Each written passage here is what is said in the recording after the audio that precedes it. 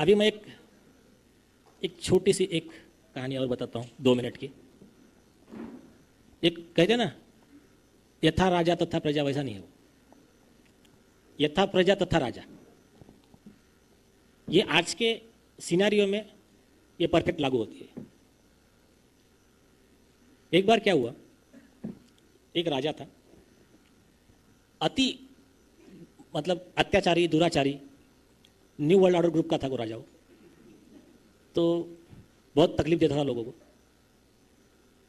उसने क्या किया, धीरे धीरे अत्याचार बढ़ाने शुरू कर दिया। और अब हुआ क्या, उस राज्य के बाहर में एक साधु महात्मा संत रहते थे और उनका एक चेला था। तो अब वो महात्मा जी थे, रोज पूजा करते थे, रोज प्रेयर करते थे भगवान से, भगवान एक बार तू मुझे राजा बना दे। बोले मैं जनता को इतना खुश रखूंगा, इनको ये सुविधा दूंगा, वो सुविधा दूंगा। तो अभी वो ऐसे प्रार्थना करते करते 2-4-5 साल ऐसे ही गुजर गए। एक इलेक्शन का टर्म हुआ, दूसरा भी आ गया। राजा के अत्याचार बढ़ते ही जा रहे हैं। उसका चेला था, वो बोले यार ये अपने गुरु के प्रेयर में कुछ तो भी प्रॉब्लम है। तो बोले प्रेयर में चेंज करता हुआ। तो चेले ने प्रेयर चेंज कर दिया।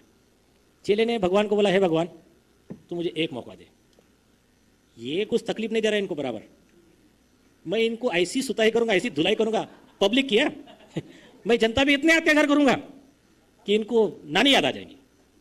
सुबह प्रेयर किया, शाम को राजा हार्ट अटैक से मर गया। हार्ट अटैक से मरने के बाद में उसको कोई वारिस नहीं था। फिर अब किसको बनाने का राजा? तो फिर सबने, मंत्रिमंडल ने मिलके, जो भी है बिल गेट एंड ग्रुप ने मिलके तय किया। बोले अभी एक काम करते, जो कल सुबह सबसे पहले सूरज उगने के बाद इस नगरी में प्रवेश करेगा उसको राजा बना देंगे। बोले ठीक है चलो, आपस में झगड़ा मत करो, बाद में अपने हाथ में ही है सब। तो सुबह सबसे पहले भिक्षा मांगने आने वाला ही चेला था, एंटर किया, राजा बना दिया उसको। बस वो बोला यार प्रेयर तो मेरी बिल्कुल सही थी, चलो चालू।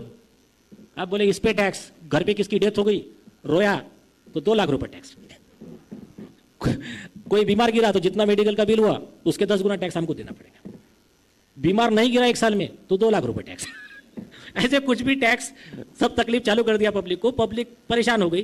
उन्होंने कहा कि अब इसको रोकेगा कौन? तो बोले एक काम करते, इसके गुरु के पास जाते हैं, गुरु समझाएंगे इनको। गुरु के पास गए। गुरु बोले चलो मैं आता हूं बात करने गया उनके चेले के पास। बोले यार, तो चेला अब तो राजा बन गया था, फिर भी गुरु को बुलाया, आसन पे बैठाया, आदर आतिथ्य किया। तो बोले शिष्य को उन्होंने पूछा, अरे यार तू लोगों को इतनी तकलीफ क्यों दे रहा है? बोला उसके बारे में आपने बोलना मत, आपका मैं बहुत रिस्पेक्ट करता हूँ, उसके बारे में मत बोलना। गुरुजी ने पूछा, मैं कारण तो पूछ सकता हूँ ना? हाँ कारण पूछो। बोले बताओ। बोले कारण ये है, यहाँ के लोग ये इतने पापी हो गए थे कि इनके पाप की सजा जो है मरने के बाद तो मिलती है, यहाँ पर भी है ना, कर्मा का लॉ तो यहाँ पर भी भुगतना पड़ता है ना। तो पाप की सजा पूरी नहीं हो पा रही थी। आपने इतने सालों से प्रेयर की, भगवान ने माना क्या आपकी? मैंने एक प्रेयर किया, मेरी मान लिया। तो बोले और मुझे पावर दिया तो अभी मेरा तो भगवान से एग्रीमेंट है ना, इनको तकलीफ देना है। तो गुरु ने एक सवाल पूछा, लेकिन इन्होंने ऐसे कौन से पाप कर दिए थे कि जो भगवान ने भी कहा कि इन पर आप अत्याचार करो? उन्होंने कहा इन्होंने अन्याय के खिलाफ लड़ना छोड़ दिया था, इन्होंने पाप के खिलाफ बोलना छोड़ दिया था। ये जो वर्ड मैंने कहे ना, जिन लोगों ने अन्याय के खिलाफ लड़ना छोड़ दिया है वो समाज बर्बाद हो गए, वो साम्राज्य बर्बाद हो गए। ये बात आपको सारे बड़े धर्म ग्रंथों में मिल जाएगी। चाहे आप कुरान ले लीजिए, चाहे आप महाभारत ले लीजिए। भीष्म पितामह कितने भी पुण्यवान थे, अन्याय के खिलाफ खड़े नहीं हुए। द्रौपदी का चीरहरण हो रहा था, बानों की शैया मिली, अपमान हुआ अलग, ऐसे इतिहास भरा पड़ा है।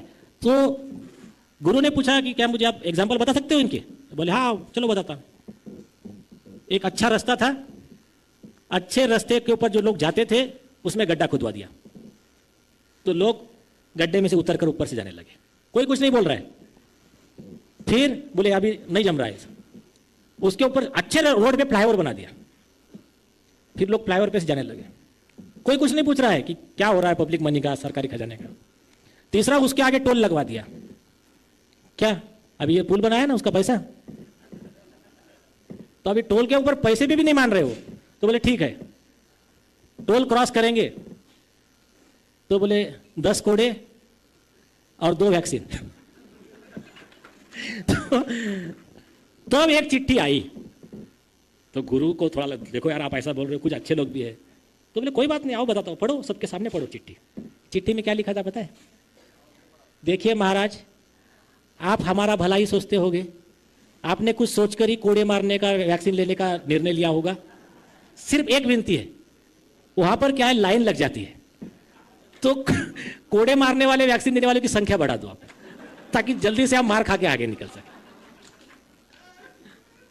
तो ऐसे लोग जहां रहेंगे वहां पर ये नेचर, ये भगवान ऐसे ही राज्यकर्ता, शासनकर्ता इंपोज करता रहेगा, और ऐसा ही तुमको तुम्हारे पापों की सजा मिलती रहेगी। सिर्फ हमारे लिए खुशी की बात यह है कि हमारे यहां अन्याय सहने वाले नहीं है। इसका एग्जाम्पल, बेस्ट एग्जाम्पल यह है।